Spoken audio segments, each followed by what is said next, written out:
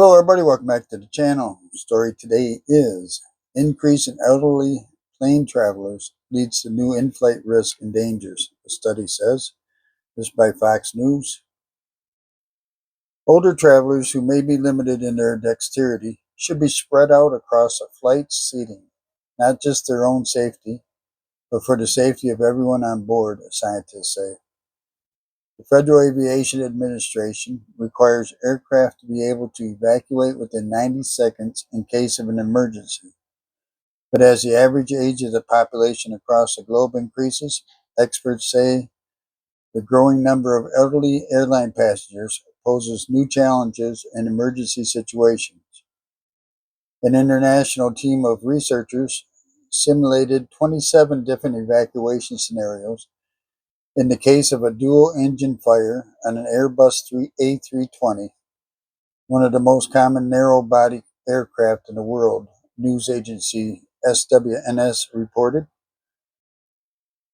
The team compared three different cabin layouts with three different ratios of passengers over the age of 60 and three different distributions of those passengers for the study.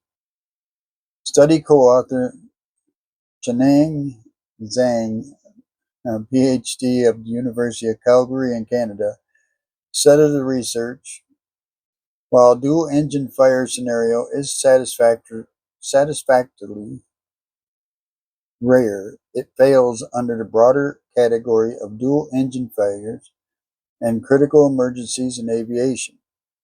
History has shown, he added, that dual-engine failures and emergencies such as the famous miracle on the Hudson involving Captain Sullenberger can happen and lead to severe consequences. He added, our study focused on these low probability but high impact events to ensure the highest safety standards. To seek the most efficient combination of factors, the research team created full-scale computer-aided design models of the A320 cabin and used Pathfinder, the industry standard software for evacuation modeling, to simulate passengers' behavior. The findings were published in AIP Advance, a peer-reviewed journal of the American Institute of Psychics. The results showed that the proportion and location of elderly passengers had the largest effect on evacuation time.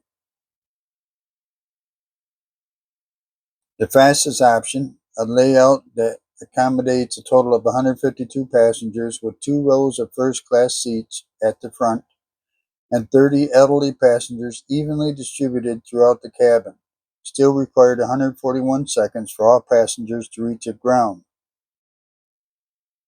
That's much longer than the current FAA mandates. Previous studies have shown that cognitive decline in elderly people can affect situation awareness and delay decision making, and that reduced dexterity can be exaggerated during high stress situations. Elderly passengers introduce specific challenges in emergency evacuations due to slow reaction times, reduced physical mobility, and a higher likelihood of requiring assistance, the study authors noted. These limitations can delay both the initiation of movement and walking speed, particularly in crowded cabin environments. When elderly passengers are unevenly distributed and concentrated in certain areas of the aircraft, their reduced mobility may lead to localized congestion and obstruct the movement of other evacuees. The authors added that in addition to mobility and cognitive limitations, other challenges include impaired vision or hearing, limited manual dexterity, difficulties in interpreting signage or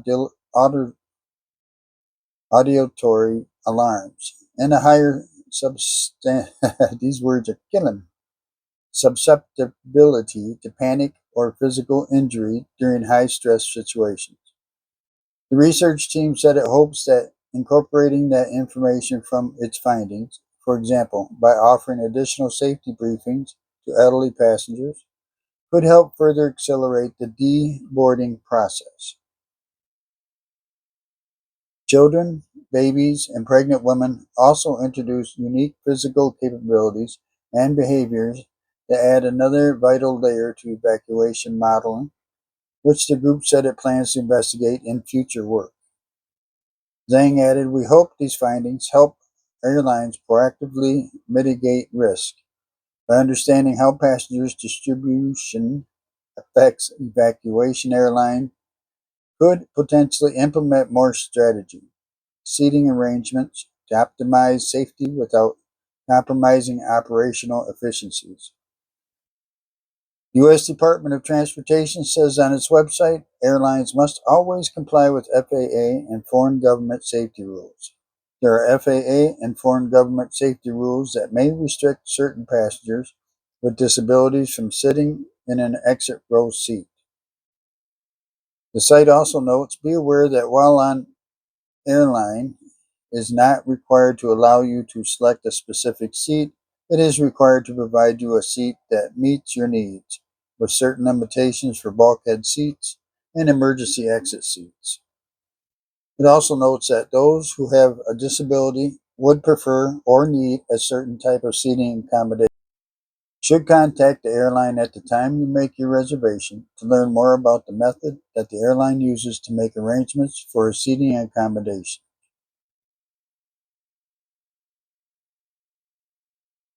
Well, what do you think? I don't fly that much. Um, Go over here to Southeast Asia. That was 24 hours, three different airlines, three different flights. Should older people feel? I'm 65. Should older people feel disregarded for that? I don't. I don't. My feeling is, and always has been, it shouldn't go by age. It should go by color of the skin. It shouldn't go by their religion or anything like that. I agree with all that. Everybody is a little different. Somebody like I'm 65, somebody else is 65, might be better than me at moving quicker, might be slower than me at moving quicker.